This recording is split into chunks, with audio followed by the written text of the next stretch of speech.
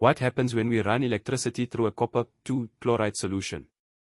Let's break it down in a fun fact. Copper chloride, or CuCl2, dissolves into two types of ions. Copper ions, Cu2, and chloride ions, Cl. We place two carbon electrodes into the solution and connect them to a power source. At the anode, the positive electrode. The anode attracts Cl ions, they're negatively charged. Here's where oxidation happens. The Cl ions lose electrons. 2Cl2 plus 2E. That forms chlorine gas, which bubbles off the surface. Remember. Anions. Anode. Lose electrons equals oxidation. At the cathode, the negative electrode.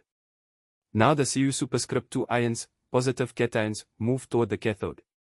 They gain electrons, this is reduction. Cu2 plus 2ECu. Solid copper is deposited on the cathode. Remember. Cations. Cathode. Gain electrons equals reduction.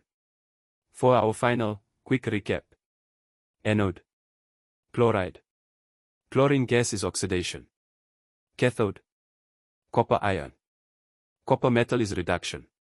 Oxidation is loss. Reduction is gain. Science just got simpler. Like, share, and follow at Inkwell Labs for more awesome chemistry in under 90 seconds.